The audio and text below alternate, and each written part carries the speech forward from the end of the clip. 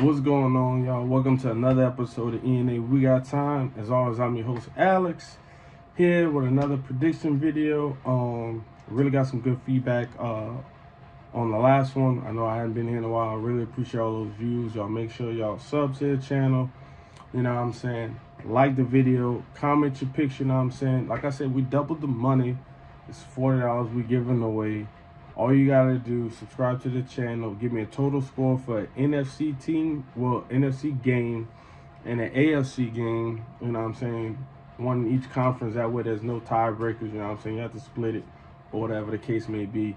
And then that way you just, you know what I'm saying, you get your money straight like that. 40 bucks, that's what we're giving away. And like I said, for the Super Bowl, we might do a little something special, might up the ante a little bit. Who knows? We'll see how it goes. But without further ado, let's go ahead and get into the first game. We got Texans at Ravens. Quick injury report. We got Robert Woods with a hip injury. He's questionable. Jonathan Grenard, defensive end. He's questionable. The guard for the Texans, I don't want to butcher his name. He's questionable. Blake, the linebacker, he's questionable. And the defensive tackle, Malik Collins, he's questionable. For the Ravens coming into this game, I'm sure they enjoyed having a week off, you know what I'm saying? Got some rest. I know a lot of people feel different ways about rest. It is what it is. But Devin Duvernay, he's coming back from IR. He was a full participant this week. Also, we have Mark Andrews, who a lot of people thought was going to be done for the season. He's on IR return. He was limited the other day in practice. He might play. I'm sure a lot of Ravens fans would love to have him back. Zay Flowers, questionable with the calf. And the linebacker, Owen, he's questionable. The Texans played a hell of a game. I'm not going to lie. I picked the Browns just for the defense. But the Texans, they play out of their mind. Flacco had a little bit to do with the back-to-back pick sixes. But the Ravens defense, they played really well. The Texans are probably going against what's going to be the league MVP and Lamar Jackson. They're playing at home. I like the Texans are doing, my boy Brevin Jordan. But I'm going to go Ravens 23-20. Yeah, sorry, but that's how I'm going to call it. I got the Ravens winning this game at home. Very close ball game, though. Next up, we got Packers at 49ers. Quick injury report real quick. For the Packers, we got Preston Smith, linebacker, ankle. He did not participate, I want to say Tuesday. We'll see. We'll follow that. Isaiah McDuffie, the linebacker, he has a neck issue. He's questionable. He did not participate either. A.J. Dillon has a thumb and neck issue. He's questionable. Christian Watson, I think, is just, I think he sat out just for rest. I know he has a hamstring issue that's been lingering for a while. Jaden Reed, my bad, the wide receiver, he's questionable. For the 49ers, Logan Ryan, he has a groin issue. He's questionable.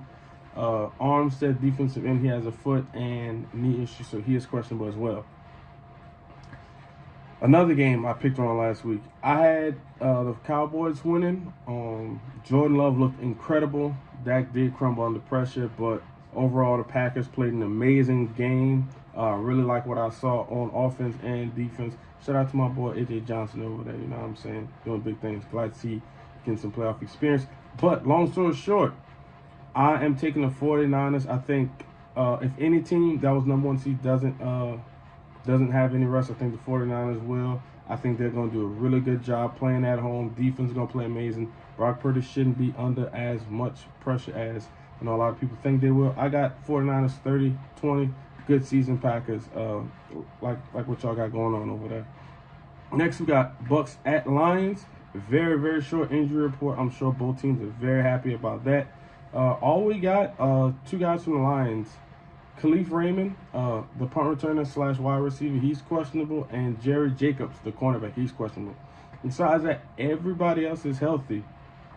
Lions played a really good game last week. They were able to squeak out one against the Rams.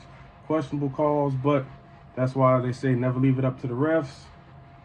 It is what it is, but the Lions won fair and square. I like what Jared Goff was able to do. Was able to take care of the ball, able to run the ball. Sam Laporta, who I thought was going to be out probably for the season, he did good. As far as the Bucks go, let's just be honest, they kind of ran over the Philadelphia Eagles. A lot of missed tackles from Philly. The offense did not look the same without A.J. Brown. So the Bucks pretty much had their way. Mike Evans had a quiet game, but you got some contributions from pretty much everybody on offense, and that's what you want to see.